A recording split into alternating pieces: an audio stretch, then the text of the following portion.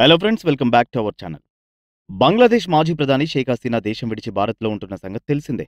అయితే షేక్ హసీనాకు ఈ పరిస్థితి రావడానికి ఆమె తీసుకున్న కొన్ని నిర్ణయాలు కూడా కారణమయ్యాయి. కొన్ని రోజుల క్రితమే బంగ్లాదేశ్ ఆర్మీ చీఫ్గా వకార్ ఉజ్ జమాన్ను షేక్ హసీనా నియమించారు.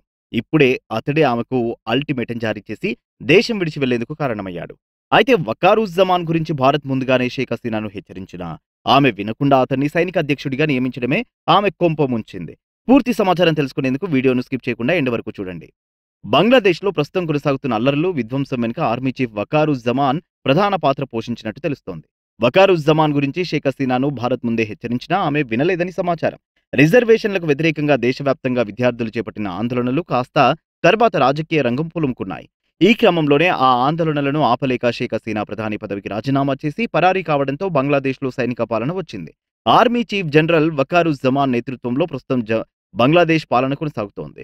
ఇక నిరసనలు తీవ్ర హింసాత్మకంగా మారడంతో వాటిని అణిచివేయాల్సిన సైన్యమే ప్రధానిపైకి తిరగబడింది. ప్రధానమంత్రి పదవికి రాజీనామా చేయాలంటూ షేక్ హసీనాకు సైన్యం హెచ్చరికలు జారీ చేయడంతో ఆమెకు మరో గత్యంతరం లేకుండా పోయింది. కేవలం 45 నిమిషాల్లో ప్రధాని పదవి నుంచి దిగిపోయి పారిపోవాలని ఆర్మీ చీఫ్ షేక్ హసీనాకు అల్టిమేటం జారీ చేయడంతో ఆమె పదవి నుంచి దిగిపోయి సోదరి షేక్ రహానాతో కలిసి భారత్లోకి వచ్చారు. అయితే షేక్ హసీనా దేశం దాటిన వెంటనే ఆమె రాజకీయ ప్రత్యర్థి మాజీ ప్రధాని ఖలీదా జియా జైలు నుంచి విడుదల చేయాలని అధ్యక్షుడు మహమ్మద్ షహబుద్దీన్ ఆదేశాలు జారీ చేయడం సంచలనంగా మారింది.